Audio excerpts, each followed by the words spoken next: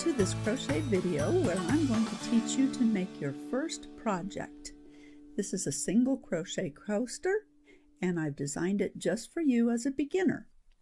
This free pattern is available on my website and the link is in the video description below. If you haven't learned to do single crochets, check out my previous video on making single crochets. That link is also in the video description below. So pull up a chair, grab something to drink, and let's get started. Here you can see that there are 4 coasters, and they're all made the same way in the center with rows of single crochet. This coaster has 1 round of single crochet for the edging. This coaster has 3 rounds of single crochet for the edging, and it's much larger than the 1 round single crochet edging coaster. This coaster has beads and tassels in the corner with an edging of single crochets and chains. And this coaster has no edging, but it has fringe instead. So you can choose the style of edging that you'd like to add to your coaster. This is a great project for beginners because it's just rows of single crochet. So let's get going on this coaster. I'm going to be using this yarn today, and let's look at the pattern, which tells what type of yarn to use and what size hook to use. This is the first page of the pattern, and this shows the name of the pattern and some pictures of what is being made. The next page of the pattern tells the skill level, which is for beginner, the finished size depending on which edging you choose, and the materials. The materials is a really important part of a pattern because you'll know if you have the right materials already or if you need to go and buy something different. These coasters are made with worsted weight cotton yarn, and cotton is very important for coasters because it absorbs moisture. Each coaster takes 17 to 25 yards depending on which edging that you're using. I've used this brand of cotton yarn. This is Sugar and Cream, and you can tell it's cotton because it says 100% USA cotton right on the label. And it shows that it's a medium weight yarn here, and it also says worsted weight right here. There are a couple other brands which are also good choices. This one is Creme de la Creme, and that's also 100% cotton. And this one is Peaches and Cream, and that's also 100% cotton. So whichever brand your store has is the type of yarn that you want to use. You want it to be worsted weight and cotton. Also in the pattern, the size of hook is listed. I'm using a size 7 hook, and you can see this right on the handle, and it's 4.5 millimeters. If you don't have a size 7 hook, a size H, which is 5 millimeters, will work just fine as well. We're going to need a tapestry needle to weave in our ends, and we're going to need some scissors. And if you are going to do the coaster with the beads and tassels on the edges, you'll want to have some coordinating beads. Now these are not any kind of beads, these are called pony beads. And according to our pattern, we need beads with an 1/8 of an inch hole. The reason for that is you're going to be pulling 4 strands of yarn through that hole, so you need it to be big enough. And I found this size bead works well. The next thing our pattern says is that the gauge is 12 single crochet and 12 rows is 3 inches. And I wouldn't be too fiddly with the gauge on a beginning pattern like this, especially for a coaster, because does it matter what size your coaster comes out? If it's a little bit larger, that's okay. If it's a little bit smaller, you can add more rounds of edging to make it bigger. Now, always in a crochet pattern, you should have some abbreviations listed. These abbreviations are in US crochet terms, and you can look through these abbreviations and familiarize yourself with those, but I won't be going through all of those right now. I've also included a note here, and it says to join with a single crochet, make a slip knot and place on hook, work single crochet in specified stitch. And I will teach you how to do that when we get to that on the edging. There's another note here about the 4 different edgings that you can choose. Now the next page of the instructions start with how to make the coaster. The basic coaster is the center part. And we are going to chain 14 to start our coaster. So let's do that. With our cotton yarn, worsted weight, we will start with our slip knot. And if you haven't watched my video on making a slip knot, you can check that out in my videos for beginners. So we have 14 chains to make. There's 1, 2, 3, 4, 5, 6, 7, 8, 9, 10, 11, 12, 13, 14. There's our 14 chains. If you ever get mixed up on your chains and lose count, you can count them when you're done. So let's count now. 1, 2, 3, 4, 5, 6, 7, 8, 9, 10, 11, 12, 13, 14. So we have the right number. The next thing our pattern says, for row 1, which is a wrong side row, we will single crochet in the second chain from hook and in each remaining chain across, and there will be 13 single crochets at the end of this row. That's the stitch count. So we're looking for our second chain, and it's right here. We will work our first single crochet in that chain, and we will work a single crochet in each chain across. We don't want to skip any chains, and we don't want to work 2 stitches in any chains. We want 1 stitch in each chain. So since we started with 14 chains, we will end up with 13 single crochets. And the reason for that is that we have skipped the second chain from the hook. So we're only working in 13 chains. We don't want to have our single crochets too tight or too loose. We want to have them evenly made. Whoops, we don't want to split any plies of our yarn because that would look bad. So we can double check that.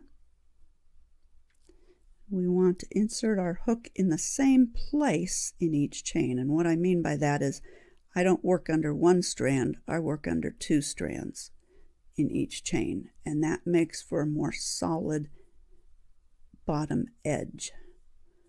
The chains don't get stretched out that way. And here's my last chain. So now row 1 is finished, and let's count those stitches. Anytime you're doing a beginner project, you want to count your stitches.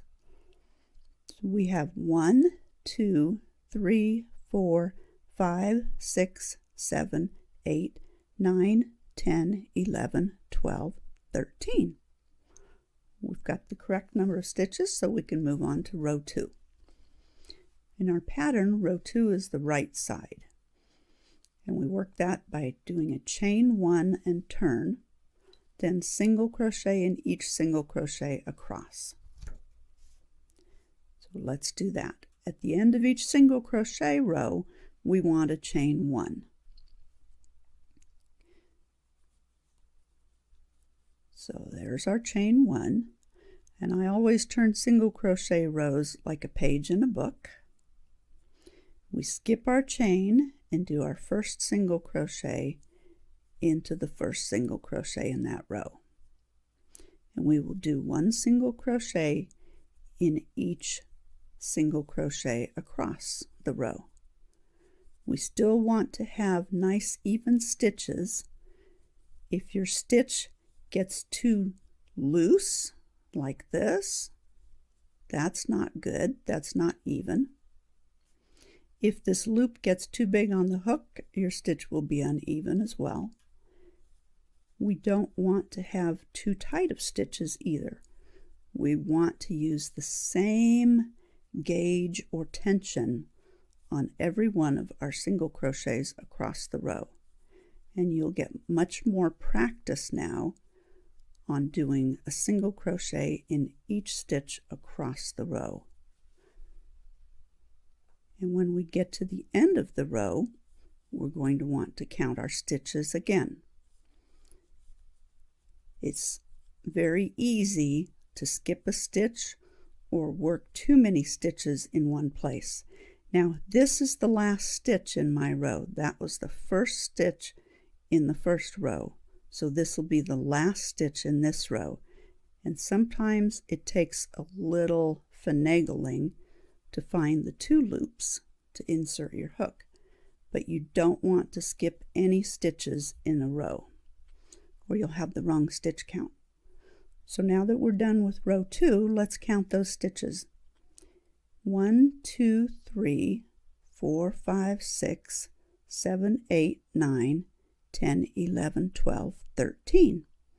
We have the correct number of stitches in row 2, so we can move on. Now the pattern says rows 3 through 13, repeat row 2 11 times. Then proceed with edging option of choice. So we will go back to row 2, and we did the chain 1 turn, single crochet in each single crochet across. And that's what we will do 11 more times for rows 3 through 13. I'll demonstrate the beginning of row 3, the chain 1, turn, and start single crocheting. I will meet you when I have finished 13 rows. One thing I'd like to explain a little bit is the difference between right side and wrong side. So let's look at one of the finished coasters. This is the right side of the coaster. You can tell that because you see the nice finish on the top of the edging on the single crochets there. This is the right side or the front of the single crochets. And this is the wrong side or the back of those single crochets. So whenever a pattern is talking about right side and wrong side, that pertains to what will be showing in the finished product. This is the wrong side of row 1, and that's why the pattern says that that's a wrong side row. This is the right side of row 2, and the pattern says that row 2 is a right side row. Obviously, you'll be alternating right side rows and wrong side rows. So whenever you are repeating row 2, you'll be doing a wrong side row and a right side row, all the way up to row 13, which is another wrong side row. So let's get going with the first edging on our coaster. Here I have 13 rows done, and let's count those rows to make sure we have the right number of rows. We have 1, 2, 3, 4, 5, 6, 7, 8, 9, 10, 11, 12, 13. And you can see those rows are alternating right side and wrong side of the stitches. Now let's check our pattern to see what we do on edging option 1 with 1 round of single crochet. We'll start with a chain 1 turn, and then working across the top edge, 2 single crochet in the first stitch, single crochet in the next 11 stitches, and 3 single crochet in the last stitch. And then this semicolon means to pause. So we're going to work that first. So whenever I put my hook back into my project, I like to have the leading edge on the front, the yarn that's attached to my ball. So actually, here we go. There's 13 rows finished, and it was chain 1 and turn, the same way that we were turning before. Now the first thing we do is work 2 single crochet in the first stitch, and this starts the first corner. There's always more stitches in a corner to help you ease around that corner without it bunching up. And we will single crochet in each of the next 11 single crochet or stitches. It doesn't matter if the pattern says in next stitch or single crochet. A single crochet is a stitch, so it's the same thing. So since we had 13 single crochet in each row, the first and the last single crochet are where we work our corners, so the middle 11 single crochet is where we work 1 single crochet in each stitch across. Now we can double check that if we want. We have our 2 single crochet at the beginning, and then we have 1, 2, 3, 4, 5, 6, 7, 8, 9, 10, 11. And here's our last single crochet. This is going to be the first full corner done. So the pattern said work 3 single crochet in the last stitch. And that's across the top. And you can see that the 3 single crochet are turning around the corner already. Now let's see what our pattern says for the next side. Working across left edge or across right edge for left-handed crocheters, single crochet in edge of next 12 rows, and then we're going to pause again. Now we have 13 rows in our coaster. So why are we doing only 12 rows? That's because these 3 single crochet are already worked in our 13th row. So we have 12 rows remaining. And the side is a little bit trickier to work into, but we look for the space between the first and second stitch, or the next to last and the last stitch of each row. So we'll work in here. We're only working 1 single crochet in the edge of each row, and we're alternating working into a right side row and a wrong side row. And this may seem a little tricky to begin with, but just look at your rows, right side, right side, and look for those holes. You don't want to do 2 stitches in one row, and you don't want to skip a row. So next row is a wrong side row, and then a right side row, and that's pertaining to the way the stitches are presenting themselves. This is the right side of the stitch, and that's the wrong side of the stitch. So we'll work in the next row and the row after that, and we're getting closer to the bottom corner. And there's actually 1 more row right here. This was row 1, and that should be 12. So let's stop and count those. We have the 3 single crochet in the corner right here. We have 1, 2, 3, 4, 5, 6, 7, 8, 9, 10, 11, 12. So we have the correct number on that side. Let's look at our pattern again.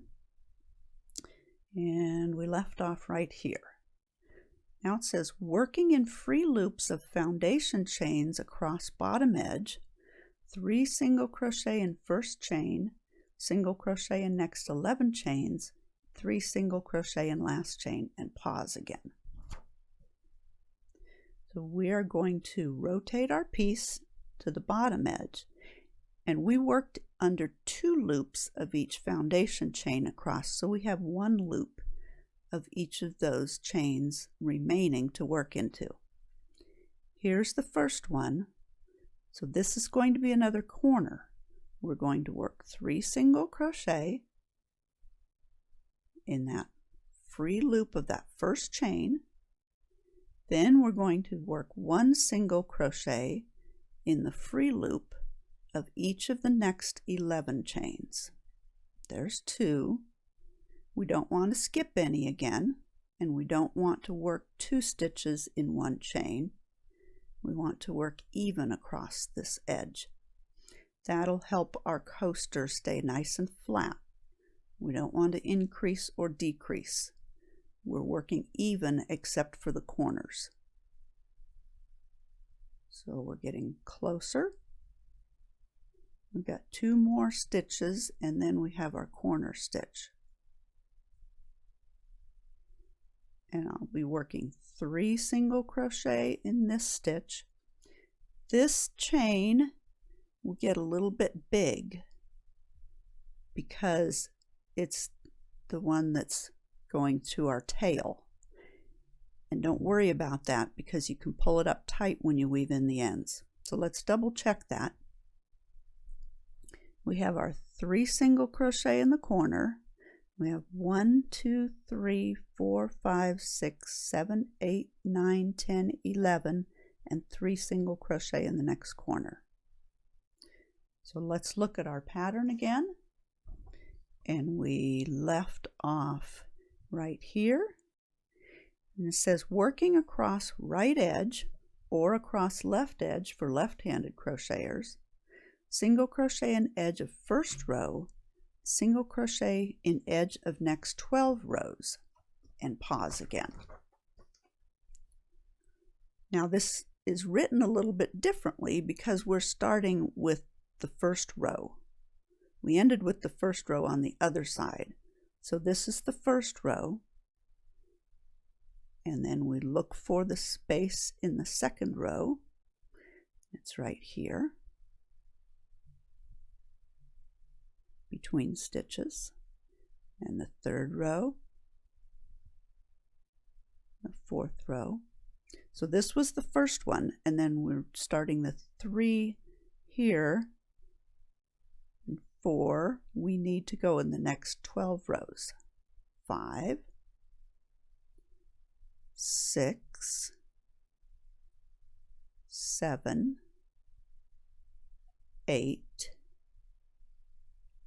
9, 10, 11, and our 12th row is actually row 13 because we worked in the first one and then we did 12 more, so that's 13. And that is the 3rd single crochet in this corner because we started with 2 single crochet and we're ending with 1 more. Now let's see how to finish this off. After this semicolon, it says join with slip stitch in first single crochet. And then all of this is the stitch counts.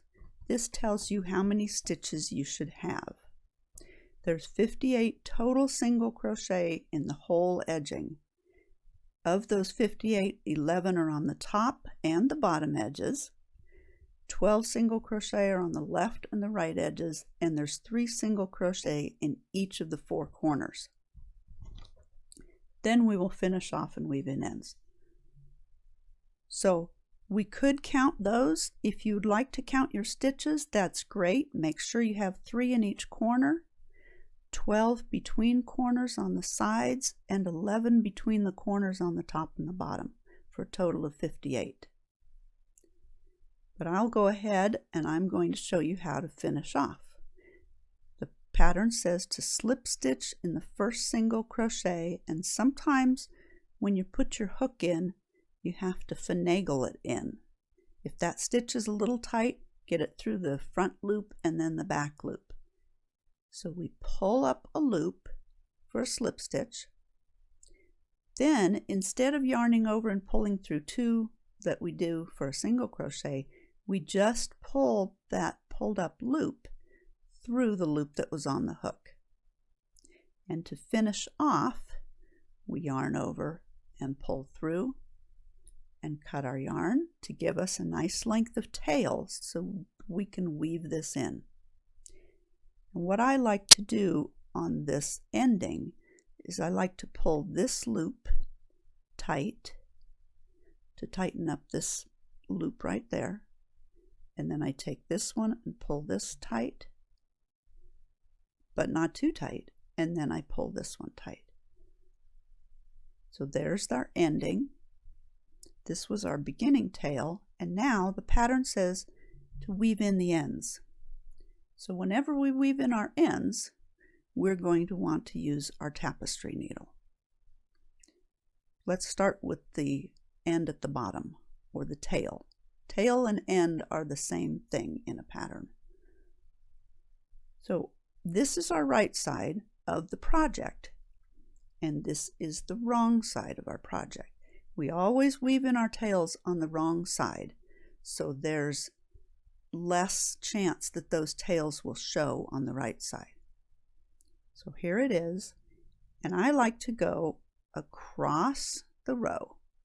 We weave in our tails at the bottom of the stitches, and these are the legs or the post of the single crochet stitches. The top is up here that's already worked into. So we weave across those stitches. We pull it through. We don't want to pull too tight, and we don't want it to be loose. We want it to be even. And I go, 4 to 6 stitches, something like that. I'm going to go to here, and you see I'm only weaving under half of that because I'm now going to go back in row 2. This is going to make this stronger for weaving in your ends. And see, I like to go up here under this. This gives me a nice turn for weaving in those ends. And I'll just go back to the beginning of that row. If you only weave in your ends under a few stitches, they run the chance of coming out when the project is used. Now, I'm pulling this a little bit, but not too much, just to make sure that my end is nice and even in there. And then we can go ahead and cut it off. Close to the project, but not too close. We don't want to trim any yarn in our project.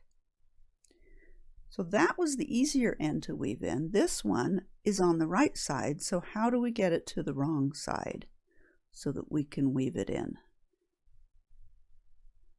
We're going to take our tapestry needle and we're going to go down the last stitch.